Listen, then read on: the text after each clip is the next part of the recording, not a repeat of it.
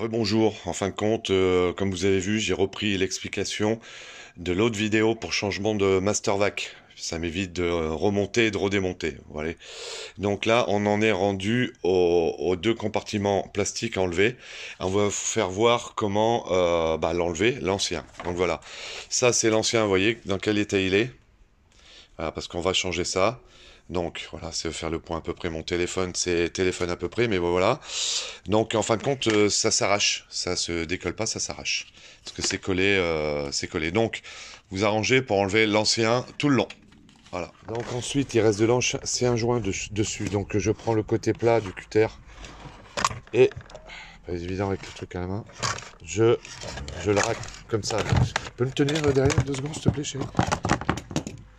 Et je le racle comme ça pour enlever l'ancien joint qui était dessus, vous voyez. Ça veut pas faire le point, voilà. J'enlève comme ça. J'enlève l'ancien joint tout le long et sur les deux. Maintenant, on va commencer par le petit là. Donc, le petit joint. Et on a refait une salle de bain, donc il nous reste, et je pense que c'est le mieux, du mastic colle, du Sika en noir, en plus ça tombe très bien.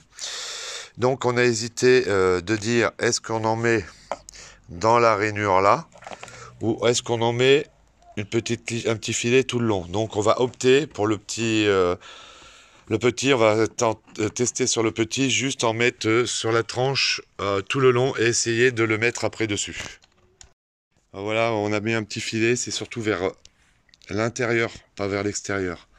Ensuite, vous verrez, vous avez un petit arrêtoir au bout du caoutchouc. Oh putain de téléphone. Et donc vous mettez sur l'arrêtoir, mais c'est pas possible. Pourquoi il fait jamais le point ce téléphone là? Vous voyez, vous avez un petit arrêtoir.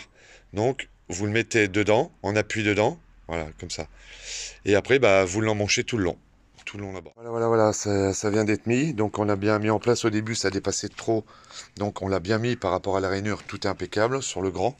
Le grand côté, c'est où il y a contrôle de liquide de frein. Le petit côté, c'est où il y a la batterie. Ma chérie avait refait ça parce que c'était cassé. Maintenant, ça tient grâce au petit collier qu'elle a mis. Donc vous voyez, là aussi pareil. Ce qu'on va faire là, on va le mettre en place sur la voiture et ensuite on va ressuyer derrière. Ensuite, vous prenez donc votre grande partie, vous remettez votre écrou et votre boulon de 10, celui-ci et celui-ci. On va aller chercher l'autre côté pour le mettre en place, en lieu et place, avec les deux boulons aussi, la tige filtre, enfin, l'écrou et le boulon. Les deux de 10, et après on revient. Voilà, donc on a tout remis. Le joint, on le voit encore un petit peu brillant là. Mais ça va sécher, et puis avec le temps, ça va se matifier, c'est bon.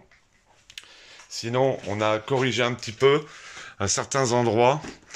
Ici, ça faisait pas bien plaqué sur le pare-brise, pardon.